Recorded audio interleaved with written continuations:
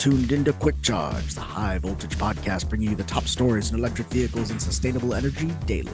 And it's all powered by Electrek. Welcome to Quick Charge. It's July 29th, 2025, and I'm your host, Joe Boris.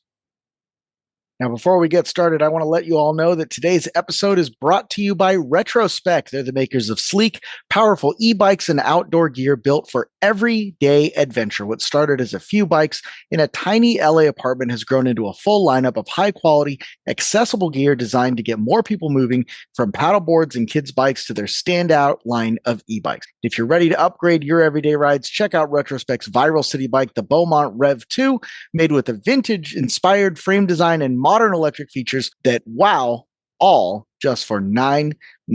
Retrospec's e-bike collection has something for everyone, from rugged fat tire e-bikes to compact commuters to e-trikes and folding models that move with you wherever life takes you. Retrospec is all about making electric bikes more affordable without cutting corners, so you're getting solid performance, thoughtful design, and a smooth, reliable ride at a price that won't bust your budget. Best of all, Electrek listeners get 10% off their next ride until August 14th with the exclusive code Electrek10 only at retrospec.com. We're going to have a link to that in the show notes. And don't forget to tag your ride, hit the road, snap a shot, and share your outdoor moments with hashtag #ReadyToOutdoor for a chance to get featured on their social media campaign and become one of those cool influencers that you get to read about. Now, today we are here to talk about more and more testing. That's right. Earlier this week, we talked about a real-world Chinese test with self-driving cars.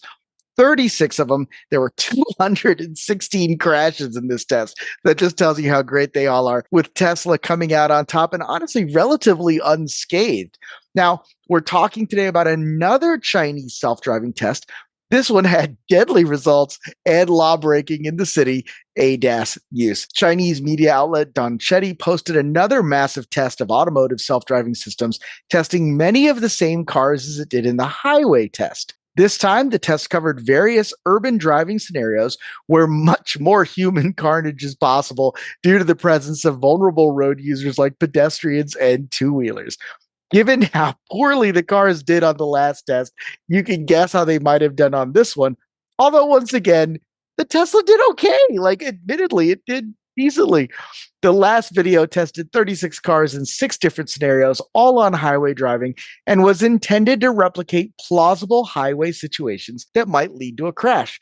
The new video is a little shorter than the last one, but still hefty, about an hour long, and only available in Chinese, but hopefully with English subtitles. So if you watch it and you don't speak Chinese, it's basically reading. So you can get a whole hour of reading and take that off the mental health app that you guys are using. This time, the group was trimmed down to 26 cars from 36, but 9 scenarios were tested instead of 6, leading to a total of 234 simulations.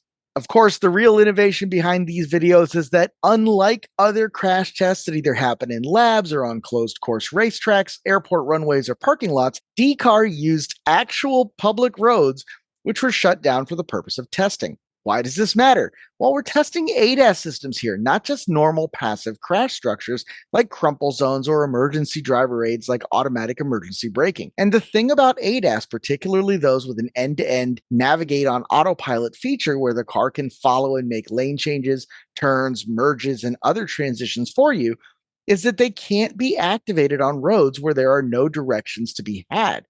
This came up in discussions after the famous Mark Rober Wile E. Coyote video, which still had value even if it didn't test Tesla's end-to-end system. That's our opinion, Jamie's opinion, my opinion, Fred's opinion, all of us here. So you can get mad in the comments all you want.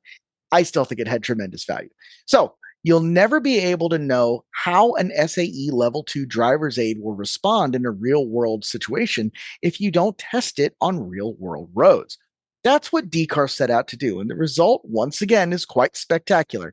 And as the same caveat as last time, these aren't actually driverless systems like Waymo's Level 4, but rather driver's aids that require an attentive driver in the seat. This time, D-Car shut down 2 different segments of road, a massive complex roundabout and another segment of road with a few unsignaled intersections and a long straight. The first 4 tests incorporated portions of this huge runabout, which would be complex for human drivers, but in situations for which there is quite an obvious solution, don't hit that car pedestrian in front of you. Now, this is a great video. You can watch some of it here. Again, we're talking about over an hour long. They've got drone footage. And again, this is just some of the carnage that you can see here. As you go through the video, you can see some of the different vehicles, all the methodology that they use. There's a ton of really, really neat data, a bunch of cars I'd never heard of as well. So really, really fun stuff. You can watch how these cars get going. There's that remote car here, bang, instantaneous. And yeah, just tons of good fun, especially if you like watching cars crash into each other, knowing that nobody got hurt. We will have a link to that in the show notes as well. Be sure to check out electrek.co so you can get the links to all these videos. Now, as this is a show about testing, we're going to talk about some other testing that's happening. ChargePoint just launched an EV charger checkup before the chargers break. They're rolling out a new program called Safeguard Care to ensure their EV chargers stay online. The service proactively sends trained technicians into the field to routinely test ChargePoint stations before things go wrong. The techs inspect the chargers, clean them, repair what they can on site, and run a test charge to ensure that everything is working before they leave. If they come across something they can't fix, the issue gets escalated to ChargePoint support team for follow-up. Quote, as the original manufacturer of the chargers, we are able to ensure the highest standards of service and support. That's according to JD Singh, ChargePoint's Chief Customer Experience Officer.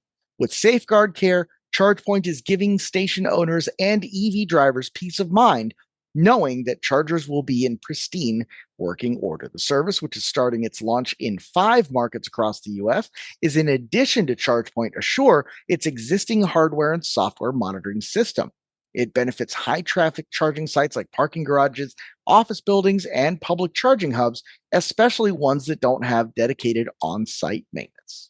Now, finally, we're talking about testing ADAS, testing chargers, but this is about EVs, and EVs are all about range, especially range anxiety here in the US. And Hyundai's new Ioniq 6, updated for this 2025 model year, takes the crown for the longest range Korean EV with 350 miles of range. The new Ioniq 6 is available with 2 battery options, a 63 kilowatt hour and 84 kilowatt hour battery pack with range of up to 270 miles. The updated standard short range model offers 43 miles more driving range, while the extended range battery is rated at 349 miles of range.